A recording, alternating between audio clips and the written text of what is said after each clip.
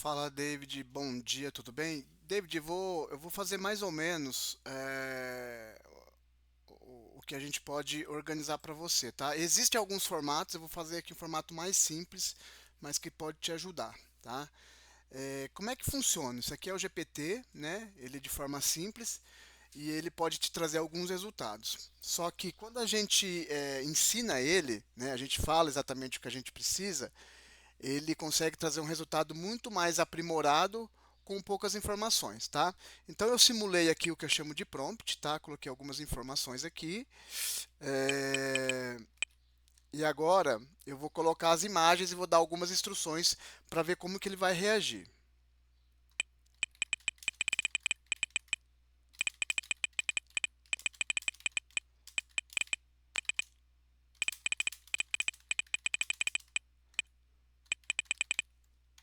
Tá? Então o que que eu estou fazendo aqui? Eu estou dando um conhecimento para ele, já um prévio conhecimento com algumas informações para eu poder trabalhar o que eu preciso, né?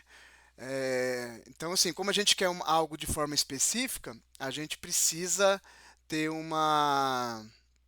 A gente precisa ter aqui algumas informações já para ele no sentido de ter um retorno, né? Um retorno interessante de resposta, né? Então vamos lá. Eu vou colocar aqui, vou utilizar até o exemplo que a gente usou da outra vez. Eu vou colocar aqui uma sala sem nada e eu vou colocar esse sofá.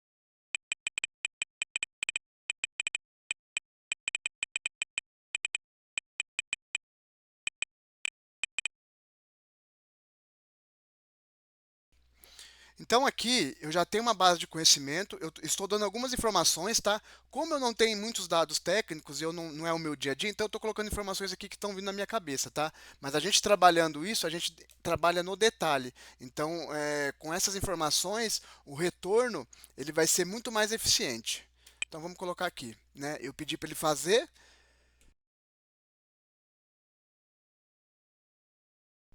Bom, ele não fez porque ele está falando que tem que fazer em outro programa aqui, né? Mas beleza. Deixa eu trocar aqui o. Deixa eu trocar. Porque era para ele ter feito. Então vamos trocar aqui.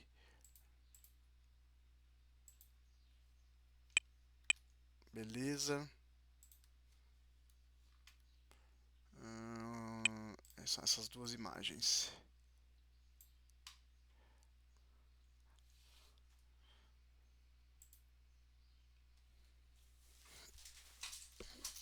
Então ele já vai começar a fazer.